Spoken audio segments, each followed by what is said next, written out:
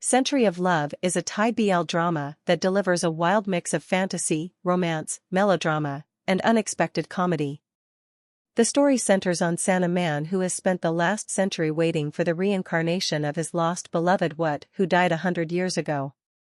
As the final year of his wait approaches, San encounters V, a playful, charming young man who, unbeknownst to him at first, is actually the reincarnation of What. The drama follows San's journey of rediscovering love, coming to terms with his feelings for V, and battling the curse of the mystical five-shade stone, which threatens to claim his life if he doesn't find What before time runs out. San, played by Dao, is a brooding, cold character weighed down by his century-long quest. He captures the tragic essence of someone who has lived through generations, constantly losing people while staying anchored to a single hope: finding his beloved. His portrayal is filled with a mix of vulnerability and stoic charm, making his slow realization of love for V, played by Offroad, even more satisfying. Offroad, as V, brings a refreshing, light-hearted contrast to San's serious demeanor, creating a lively dynamic that drives much of the emotional tension in the show. The chemistry between Dao and Offroad is one of the standout features of Century of Love. Their interactions feel genuine, and their progression from reluctant allies to lovers is both engaging and heartfelt. While the romance builds slowly, it is peppered with memorable, often humorous moments that balance the show's more dramatic and emotional beats.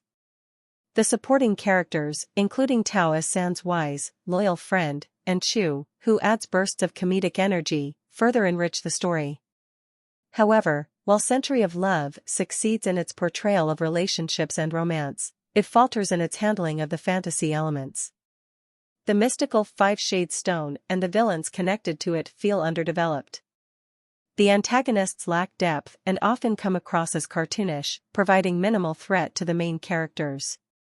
The storyline around the curse, though intriguing, doesn't get the exploration it deserves, and by the time the final showdown arrives, the lack of tension and stakes is palpable. A stronger, more compelling villain could have elevated the conflict and added to the urgency of San's quest. Comedy plays a significant role in Century of Love, often appearing in the most unexpected places. Whether it's San's awkward attempts at romance after 100 years or the villain's absurd behavior, the humor is well-timed and often self-aware. One of the most satisfying aspects of the show is its handling of San's personal growth. Watching him struggle with his outdated beliefs, his reluctance to accept his feelings for V, and his eventual embrace of love is rewarding. While Century of Love has its flaws, most notably in the handling of its fantasy subplot and lack of a strong antagonist, it remains an enjoyable and heartwarming drama. I will rate this drama 4.2 stars out of 5. Watch it on YouTube, Dailymotion, or Netflix.